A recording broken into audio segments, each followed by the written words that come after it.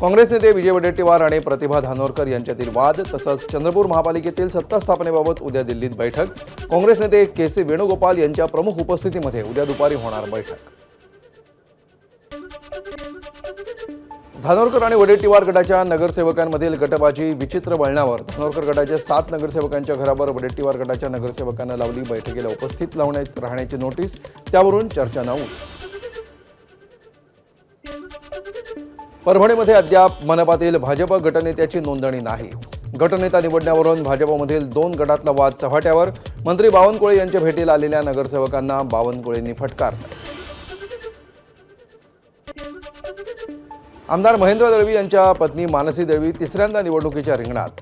धुळे जिल्ह्यात जिल्हा परिषद मतदारसंघातून शिवसेनेचे उमेदवार मानसी दळवी जिंकून आल्यास जिल्हा परिषद अध्यक्षपदासाठी स्पर्धेत असल्याची माहिती।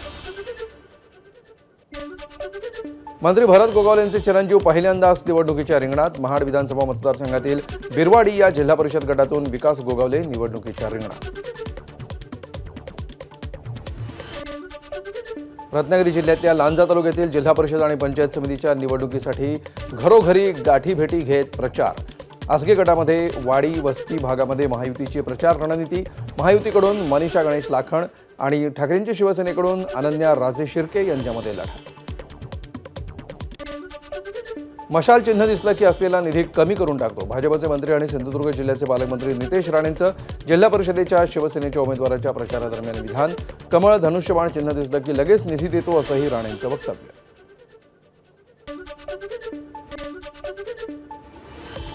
जिल्हा परिषद निवडणुकीच्या तोंडावर तळ कोकणामध्ये नारायण राणेंचा ठाकरेंच्या शिवसेनेला धक्का। ठाकरेंच्या कणकवली विधानसभा मतदारसंघाचे अध्यक्ष सतीश सावंत यांचा नितेश राणेंच्या उपस्थितीमध्ये भाजपात प्रवेश। सोलापुरातील अक्कलकोटमध्ये जिल्हा परिषद पंचायत समिती निवडणुकीमध्ये शिवसेना आणि भाजप आमने-सामने। विकासाच्या मुद्द्यावर राज्य माजी आमदार सिद्धराम मेहत्रे आणि सचिन कल्याण शेट्टी यांच्यामध्ये श्रेयवादाची लढाई। भाजपचा सुफडा साफ करू असं म्हणणाऱ्यांपेक्षा एमआयएमची लायकी जास्त। जयकुमार गोरेंची खासदार धैर्यशील मोहितेंवर टीका। भाजपला संपवणारे अजून जन्माला आले नाहीत असाही जयकुमार गोरेंचा हल्लाबोल। विरोधकांनी पडळकर बंधूंवर काही आरोप केले तरी आम्ही केवळ कामाच्या आणि विकासाच्या मुद्द्यावरच निवडणूक लढवू। भाजपचे उमेदवार माधवी पडळकरांचं शिवसेना उमेदवाराच्या आरोपांना प्रत्युत्तर। जिल्हा परिषदेचं अध्यक्षपद अट्टहासानं ओपन महिला आरक्षण पाडून आपल्या घरात घेण्यासाठी ज्यांनी चंग बांधलाय त्यांच्या स्वप्नावर पाणी फिरल्याशिवाय राहणार नाही। तानाजी सावंत यांचं नाव न घेता भाजप आमदार राणा पाटलांना इशारा। राणा पाटील यांच्या पत्नी अर्चना पाटील जिल्हा परिषद अध्यक्षपदासाठी इच्छुक। अजित पवारांच्या निधनानं जिल्हा परिषद निवडणूक प्रचारावर सावट। राष्ट्रवादीच्या उमेदवारांचे सभा रोड शो रद्द। थेट भेटून प्रचारावर भर। विजयानंतर गुलाल उधळणार नाही किंवा जल्लोषही नाही। भाजप शिवसेनेच्या प्रचारातूनही हलगी आणि फटाके गायब। मुंबई महापालिकेमध्ये मनसे भाजपला पाठिंबा देणार या बातमीचं राज ठाकरेंकडून खंडन। मनसे भाजपसोबत जाणार नसल्याचं राज ठाकरेंनी केलं स्पष्ट। मुंबई महापालिकेसाठी भाजप गटनेतेपदी गणेश खाणकर यांची निवड। मुंबई भाजप अध्यक्ष अमित साटम यांच्याकडून खाणकर यांच्या नावाची घोषणा। माजी पंतप्रधान अटल बिहारी वाजपेयींना मुंबईतील भाजपच्या नगरसेवकांकडून अभिवादन। गटनोंदणीआधी वाजपेयींना पुष्पांजली अर्पण केली। मुंबई महापालिकेच्या शिवसेनेच्या गटनेतेपदी अमेय घोले यांची निवड। 3 टर्म नगरसेवक असलेले अमेय घोले यांची एकनाथ शिंदे यांचे अत्यंत विश्वासू अशी ओळख। घोलेंना आरोग्य समितीच्या अध्यक्षपदाच्या कामाचा अनुभव। जळगाव महापालिकेमध्ये भाजपकडून महापौरपदासाठी दीपमाला काळे आणि उपमहापौरपदासाठी शिवसेनेच्या मनोज चौधरी यांची वर्णी लागणार। मंत्री गिरीश महाजन यांच्याकडून दोघांच्याही नावांची घोषणा। कोल्हापूर महापालिकेच्या महापौरपदासाठी भाजपच्या रूपाराणी निकम यांच्या नावाची मंत्री चंद्रकांत पाटील यांच्याकडून घोषणा। 1.25 वर्षाच्या कार्यकाळासाठी रूपाराणी निकम यांच्याकडे महापौरपद असणार। चंद्रकांत दादांची घोषणा। अमरावती महानगरपालिकेच्या महापौरपदासाठी भाजपकडून 1.25 वर्षांचा फॉर्म्युला। भाजप कोअर कमिटीच्या बैठकीत निर्णय। पहिल्या 1.25 वर्षामध्ये भाजपचे श्रीचंद तेजवानी तर दुसऱ्या 1.25 वर्षामध्ये आशिष अतकरे होणार महापौर। नागपूर महापालिकेच्या महापौरपदासाठी भाजपकडून थोड्याच वेळात उमेदवारी अर्ज दाखल केले जाणार. भाजपच्या अनुभवी नगरसेविका नीता ठाकरे यांच्या नावावर शिक्कामोर्तब झाल्याची माहिती. उपमहापौर आणि स्थायी समिती अध्यक्षपदही महिला नगरसेविकेकडे. सोलापूर महापालिकेच्या महापौरपदासाठी भाजपकडून विनायक कोंड्याल तर उपमहापौरपदासाठी ज्ञानेश्वरी देवकर यांचा अर्ज दाखल. विनायक कोंड्याल हे भाजप आमदार देवेंद्र कोठे यांचे भाऊजी. 6 तारखेला महापौरपदासाठी निवडणूक. सोलापूर महापालिकेच्या महापौर आणि उपमहापौरपदासाठी MIM कडून देखील अर्ज दाखल. महापौरपदासाठी तौफिक हत्तुरे तर उपमहापौरपदासाठी आसिफ शेख यांचा उमेदवारी अर्ज. महापालिकेमध्ये MIMचे 8 नगरसेवक. सोलापूर महापालिकेमध्ये भाजपचा महापौर बिनविरोध होऊ नये म्हणून शिवसेनेचाही महापौर आणि उपमहापौरपदासाठी अर्ज. पहिल्यांदाच निवडून आलेले शिवसेना नगरसेवक प्रियदर्शन साठे यांचा दोन्ही पदांसाठी अर्ज. EVM मध्ये घोळ असता तर मी खासदार झालो असतो का? ठाकरेंच्या शिवसेनेचे खासदार ओमराजे निंबाळकर यांचा सवाल. EVM मध्ये घोळ नाही, मात्र जागरूक राहणं गरजेचं असल्याचं हे वक्तव्य.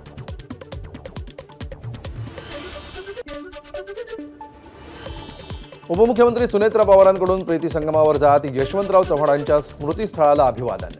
यावेळी खासदार सुनील तटकरे, माजी खासदार श्रीनिवास पाटील यांच्यासह रुपाली चाकणकरांचीही उपस्थिती. उपमुख्यमंत्री सुनेत्रा पवार प्रीती संगमावर येण्याआधी डॉग स्क्वॉडकडून पाहणी. यावेळी यशवंतराव चव्हाण समाधीस्थळी पोलिसांच्या श्वान पथकातील आझाद नावाच्या श्वानाकडून सलामी. राज्याच्या पहिल्या महिला उपमुख्यमंत्री सुनेत्रा अजित पवार यांच्यासाठी नागपूरच्या रवी भवन या ठिकाणी विजयगड हा बंगला सज्ज. अजित पवार नागपूर किंवा विदर्भाच्या दौऱ्यावर याच विजयगड बंगल्यामध्ये थांबायचे. आता सुनेत्रा पवारांसाठी हा बंगला सज्ज. अजित पवारांच्या अंत्यविधी दरम्यान चोरट्यांकडून 20 ते 25 तोळ्याचे दागिने लंपास. प्रचंड गर्दीचा गैरफायदा घेत 15 जणांना लुटलं. बारामती पोलिसात 8 ते 10 तक्रारी दाखल. अजित पवार यांचा अस्थिकलश रत्नागिरी जिल्ह्यातल्या चिपळूणमध्ये दर्शनासाठी. आमदार शेखर निकम यांच्या सावर्डेमधील जनसंपर्क कार्यालयामध्ये अस्थिकलश दर्शनासाठी सर्वपक्षीय कार्यकर्त्यांसह नागरिकांची गर्दी. राष्ट्रवादी शरदचंद्र पवार पक्षाचे आमदार रोहित पवार दिल्लीत. अजित पवारांसह विमान अपघातामध्ये मृत्युमुखी पडलेल्या सहवैमानिक शांभवी पाठक यांच्या कुटुंबियांची भेट. MCAचे अध्यक्ष अजिंक्य नाईक आणि सदस्य भूषण पाटील शरद पवारांच्या भेटीला. सांत्वनपर भेटीसाठी शरद पवारांच्या मुंबईतील निवासस्थानी दाखल. अजित पवारांच्या विमान अपघाताला 5 दिवस लोटले आणि त्यानंतरही अपघाताबाबत कुठलीही माहिती नाही. त्यामुळेच हा अपघात संशयास्पद. काँग्रेस प्रदेशाध्यक्ष हर्षवर्धन सपकाळ यांच्याकडून शंका व्यक्त. अजित पवारांच्या विमान अपघातावेळी धुकं नव्हतं तर तिथे धोका होता. राष्ट्रवादीचे आमदार अमोल मिटकर यांचं वक्तव्य. अजितदादांचा 100% घात झाला असून त्याचा छडा लावण्यासाठी शेवटपर्यंत लढा देणार असल्याचंही मिटकर यांचं वक्तव्य. अमोल मिटकरी यांनी उपस्थित केलेल्या शंका अनेकांना. विमान अपघाताची चौकशी व्हायलाच हवी. माजी मंत्री अनिल देशमुख यांची मागणी. भाजपच्या घोटाळ्याचे पुरावे माझ्याकडे आहेत असं दादांनी सांगितलं होतं आणि त्यानंतर 10 दिवसात हा अपघात झाला. संजय राऊत यांचा आरोप. कट सिद्ध होण्यासाठी सकृत दर्शनी पुरावा लागतो, प्राथमिक पुरावा नाही. अजित पवारांच्या विमान अपघातावर खासदार उज्ज्वल निकम यांची प्रतिक्रिया. तर विमानामध्ये 6 माणसं होती असा कोणताही पुरावा समोर आला नसल्याचंही वक्तव्य. विलिनीकरणाच्या चर्चेमध्ये जे नव्हते त्यांना बैठकीबाबत काय माहिती असणार? शरद पवारांचा अनौपचारिक चर्चेदरम्यान सवाल. विलिनीकरणाच्या चर्चा सुरू नव्हत्या असं राष्ट्रवादीच्या काही नेत्यांनी म्हटलेलं आहे. तर फडणवीस यांनी सुद्धा अजित पवार विलिनीकरणाबाबत बोलले नव्हते असं म्हटलं होतं. दोन्ही राष्ट्रवादींच्या विलिनीकरणाबाबत राष्ट्रवादीच्या नेत्यांची किंवा शरद पवारांच्या राष्ट्रवादीच्या नेत्यांना घेऊन कोणतीही बैठक झाली नाही. मंत्री हसन मुश्रीफ यांचं वक्तव्य. मात्र जयंत पाटील विलिनीकरणाबाबत आपल्याला 2-3 वेळा बोलले होते असंही वक्तव्य. अजित पवारांचा पक्ष हा आता पवार पाटलांचा पक्ष राहिला नाही. गोयल, पटेल, मोदी, शहा यांचा पक्ष बनलाय. अशा तऱ्हेनं महाराष्ट्रातील एक प्रादेशिक पक्ष भाजपनं गिळून टाकलाय. खासदार संजय राऊत यांचा आरोप. तारिक अनवर आणि PA संगमा हे राष्ट्रवादीचे संस्थापक अध्यक्ष होते. अरुण गुजराती प्रदेशाध्यक्ष होते. ते तुम्हाला चाललं का? भाजपचे प्रवक्ते नवनाथ बन यांनी उपस्थित केला प्रश्न. 2 राष्ट्रवादी पक्ष एकत्र येण्याच्या चर्चेच्या पार्श्वभूमीवर राष्ट्रवादी काँग्रेस शरद पवार पक्षाचे नेते अनिल देशमुख यांच्या घरी लागले राष्ट्रवादी काँग्रेस पक्षाच्या नावाचे होर्डिंग. अजित पवार यांना श्रद्धांजली देण्यासाठी राष्ट्रवादी काँग्रेस पक्षाच्या नावाचे हे होर्डिंग अनिल देशमुख यांच्या घराच्या दारावर लावण्यात आले. घड्याळाचे काटे आता उलट्या दिशेने फिरू लागले, त्यामुळे अनेक नेते अस्वस्थ असून ते लवकरच भाजपमध्ये येतील. जयंत पाटलांचं नाव न घेता सदाभाऊ खोत यांचं सूचक आहे. बीडमध्ये नवीन मध्यवर्ती बस स्थानक ठरतंय गैरकृत्यांचं ठिकाण. मध्यरात्री तृतीयपंथीयांची मद्यपीला जबर मारहाण, किरकोळ कारणावरून वादावादी झाली, त्यानंतर हाणामारी झाल्याचा व्हिडिओ समोर. नव्याने उभारण्यात आलेल्या बस स्थानकामध्ये नेहमीच रात्रीच्या वेळी मोठ्या प्रमाणावर मद्यपींचा वावर असल्याचा आरोप. 19 वर्षीय विद्यार्थिनीनं स्वतःच्याच अत्याचाराचा बनाव रचला. बीडच्या शिवाजीनगरमधली घटना. 5 वर्षीय मुलीवरील अत्याचाराची घटना वाचल्यानंतर मनामध्ये सतत तेच विचार येत होते. त्यातून हे कृत्य केल्याचं विद्यार्थिनीनं पोलिसांसमोर सांगितलं. चॉकलेटचं आमिष दाखवून चौथीमध्ये शिकणाऱ्या 9 वर्षीय मुलीवर अत्याचार. बीडच्या धारूर तालुक्यातल्या संतापजनक घटना. मुलीच्या आईनं दिलेल्या तक्रारीवरून बाबूराव निर्डे विरोधात गुन्हा दाखल. सांगलीतील गणपती मंदिर परिसरामध्ये हिट अँड रनचा थरार. मद्यधुंद इनोव्हा चालकानं 14-15 जणांना उडवलं. जखमींमध्ये 4 वाहतूक पोलिसांचाही समावेश. नागरिकांकडून गाडीची तोडफोड, चालकालाही बेदम चोप. नाशिकमध्ये मंगळसूत्र चोरीचा प्रयत्न अपयशी. चोरीची घटना सीसीटीव्हीमध्ये कैद. पत्ता विचारण्याच्या बहाण्यानं महिलेच्या गळ्यातील मंगळसूत्र चोरीचा प्रयत्न. चोरट्यांचा बंदोबस्त करावा, नागरिकांची मागणी. दिग्दर्शक रोहित शेट्टीच्या घरावर गोळीबार करणाऱ्या 4ही आरोपींना 5 फेब्रुवारीपर्यंत पोलीस कोठडी. मुख्य आरोपी शुभम लोणकर अजूनही फरार. आणखी 2 आरोपीही या प्रकरणी ताब्यात असून त्यांचा या प्रकरणाशी संबंध आहे का याचा तपास सुरू. रोहित शेट्टी यांच्या घरावर गोळीबार प्रकरणातला मुख्य आरोपी शुभम लोणकर मुंबई पोलिसांच्या मोस्ट वॉन्टेड यादीत. बाबा सिद्दीकी हत्याकांडाचा कट रचणाऱ्यांमध्ये शुभमचा समावेश. शुभम बिश्नोई गँगचा तांत्रिक आणि सोशल मीडिया हँडलरही असल्याची माहिती. सासरच्या चाचाला कंटाळून आत्महत्या केलेल्या दीप्ती चौधरीच्या सासरे आणि दीराला 6 दिवसांनंतरही अटक नाही. नवरा रोहन आणि सासू अटकेत, मात्र सासरे आणि दीर फरार. दीप्तीची सासू भाजपचे सरपंच, त्यामुळे या प्रकरणामध्ये राजकीय हस्तक्षेप होतोय का असाही सवाल उपस्थित.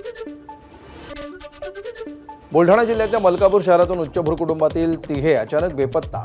वसंतकुमार पटेल यांच्याकडून तक्रार दाखल, तर शहरातल्या इतर भागातूनही आणखी 4 असे एकूण 7 जण बेपत्ता झाल्याची तक्रार. हिंगोलीच्या कळमनुरी शहरातल्या मागासवर्गीय विद्यार्थ्यांसाठीच्या वसतिगृहातील विद्यार्थ्यांच्या जेवणामध्ये आढळले किडे आणि आळ्या. संबंधित जेवण पुरवणाऱ्या कंत्राटदारावर कारवाई करण्याची विद्यार्थ्यांची मागणी. नांदेडमध्ये उत्पादन शुल्क विभागानं हदगावमधील 75 लाख रुपयांची अवैध दारू केली जप्त. मोठ्या कंटेनरमध्ये अवैध दारू जात असल्याचा गोपनीय माहितीच्या आधारे कारवाई. 2 आरोपी ताब्यात. मोठी टोळी उघडकीला येण्याची शक्यता. भंडाऱ्यामध्ये ऑनलाईन जुगार अड्ड्यावर मोहाडी पोलिसांचा छापा. रोख रक्कम, ऑनलाईन जुगारासाठी वापरणारे कॉम्प्युटरसह 8 जणांना अटक. मुक्ताईनगरच्या लोहारखेडा पिंपरी भोजमधील रस्त्यावर अंडरपास करण्याच्या मागणीसाठी शेतकरी आक्रमक. शेतकऱ्यांनी रास्ता रोको केल्यामुळे काही काळ झाली होती मोठी वाहतूक कोंडी. नागपूरमध्ये सरकारी योजनेविरोधात भाजपचंच आंदोलन. महापालिकेच्या हद्दीमध्ये पाणीपुरवठा करणाऱ्या ऑरेंज सिटी वॉटर या खासगी कंपनीविरोधात भाजप नेते मुन्ना यादव यांचं आंदोलन. ऑरेंज सिटी वॉटर कंपनी आणि महापालिका प्रशासन गरीब कामगारांवर अन्याय करत असल्याचा आरोप. कंपनीनं 100 कामगारांना कंपनी व्यवस्थापनानं नियमबाह्य पद्धतीनं कामातून काढून टाकल्यानंतर भाजप नेत्यांचं आजपासून 7 दिवस साखळी उपोषण. महाराष्ट्र पर्यटन विकास महामंडळाच्या कार्यालयाला आज पहाटेच्या सुमारास 4 वाजता भीषण आग. शॉर्ट सर्किटमुळे आग लागल्याचा प्राथमिक अंदाज. कार्यालय लाकडी बोटीच्या आकारात असल्यामुळे काही वेळातच संपूर्ण कार्यालय जळून खाक. राज्यातल्या सर्व शाळांमध्ये परीक्षा काळामध्ये मोबाईलवर बंदी घाला. इंदुरीकरांची मागणी. तर तुम्हाला फक्त यूज अँड थ्रो केलं जातं, त्यामुळे पोरानो मोर्चे आणि दंगलीच्या भानगडीमध्ये पडू नका. इंदुरीकरांचं तरुणांना आवाहन. बीडच्या परळीतील बीड पाटबंधारे प्रकल्पाचे सर्कल ऑफिस परळीतून परभणीमध्ये स्थलांतरित केले जाणार. 30 वर्षांपासून परळीत असलेलं ऑफिस स्थलांतरावरून परळीचे प्रशासकीय महत्त्व कमी करण्याचा डाव असल्याचा सामाजिक कार्यकर्ते बालाजी गायकवाड यांचा आरोप. भंडाऱ्याच्या साकोली तालुक्यातील जांभळी ते गुढरी मार्गावर दिवसा ढवळ्या वाघाचा मुक्त संचार. वाघाच्या दर्शनानं शेतकऱ्यांमध्ये भीतीचं वातावरण. वन विभागानं वाघाचा बंदोबस्त करावा अशी मागणी. गोंदियाच्या सडक अर्जुनी तालुक्यातील नरभक्षक वाघ जेरबंद. 2 दिवसांपूर्वी महिलेचा घेतला होता बळी. सौंदड, माहुली, कोसम तोंडी परिसरामध्ये गेल्या महिनाभरापासून वाघानं घातला होता धुमाकूळ. बुलढाणा शहरामध्ये पुन्हा एकदा बिबट्याचा नाईट वॉक. शहरातील मिर्झानगर परिसरामध्ये रात्रीच्या सुमारास बिबट्या थेट रहिवासी वस्तीत शिरल्यामुळे परिसरामध्ये एकच खळबळ.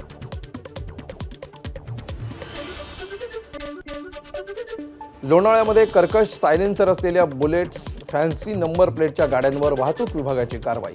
काळ्या काचा आणि वाहतूक नियमांचं उल्लंघन करणाऱ्या गाड्यांवर ही कारवाई. 2,15,000 रुपयांचा दंड वसूल. कर्नाटकातील मोयाक्का चिंचली यात्रेला सुरुवात. सांगलीतून मोठ्या संख्येनं भाविक यात्रेसाठी रवाना.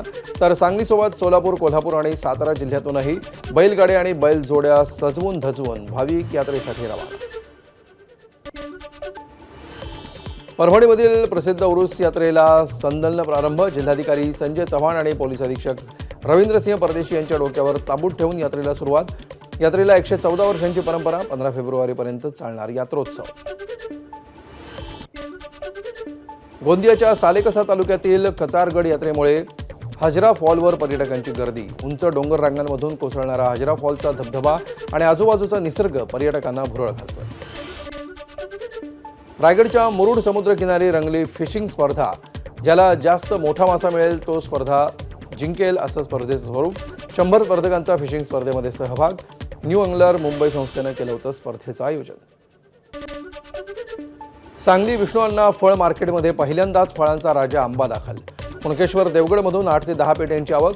1 डझनाच्या पेटीला 4,000 ते 6,100 रुपयांचा विक्रमी दर. वाशिम जिल्ह्यामध्ये रब्बी पिकातील हळद काढणीला वेग. हळदीला चांगला दर मिळत असल्यामुळे हळद लागवडीच्या प्रमाणातही वाढ. शेतकरी शेतमजूर व्यस्त असल्याचं चित्र. नंदुरबार बाजार समितीमध्ये मिरचीच्या विक्रीतून आतापर्यंत 65 कोटींची उलाढाल.